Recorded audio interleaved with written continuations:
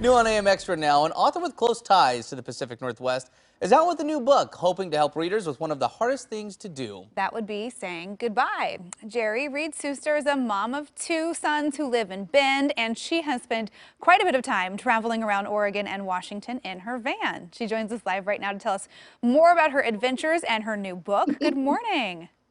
Good morning. Thank you for having me. Thanks so much Absolutely. for Good joining morning. us. Yeah, I love this idea. Your book is called Graceful Exits, Making the Case for Getting Good at Goodbye. And you start thinking about it. We encounter goodbyes for many different things at many different points in our life.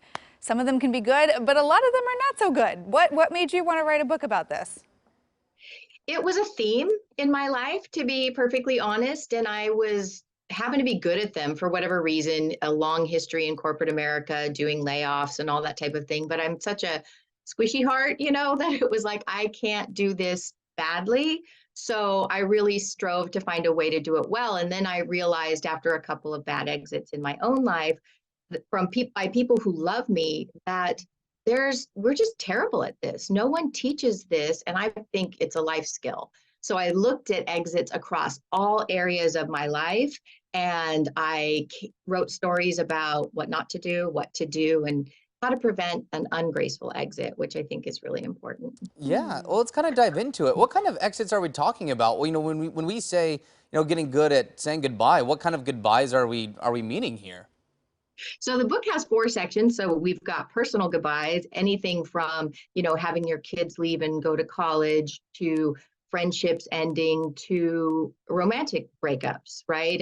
And how we don't do those well, how to do them better, and how to prevent those. We've got professional, lots of how to quit your job, if you have to do a layoff, how to fire somebody, and what happens if you get fired. Then the third section I call humaning. So that's where I tell the story of selling everything and hitting the road and van life.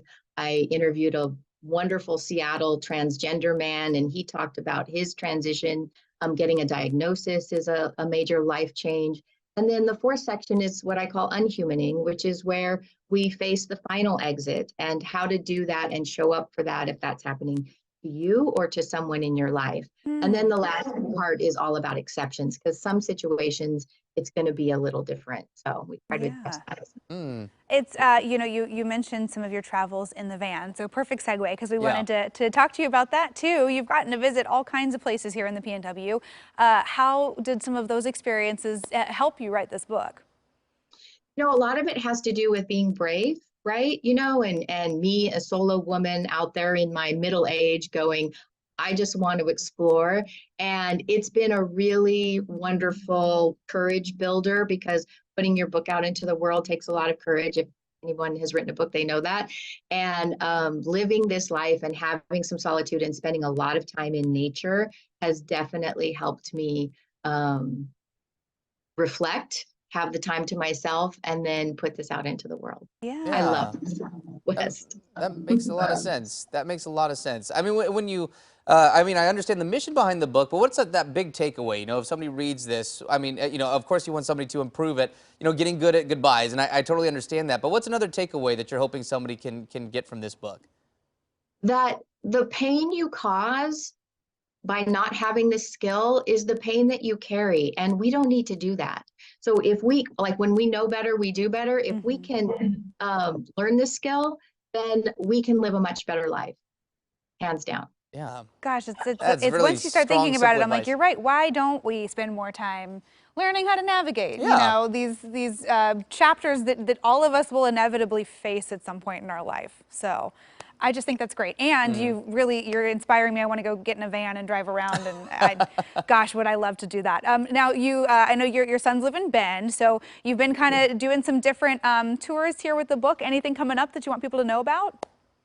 Well, we are planning some events in the Pacific Northwest in the spring. So they can go to my website, gracefullife.com, for all of the upcoming events. We're going to wait till it warms up just a little bit for people to get out there.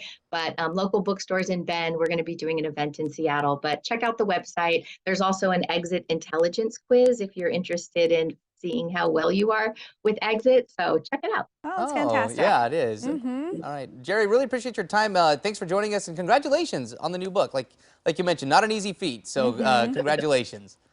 Thank you so much. Of course. Take care. And again, it's titled Graceful Exits, Making the Case for Getting Good at Goodbye. And you can buy it now wherever you buy your favorite books, including Amazon. All right, it's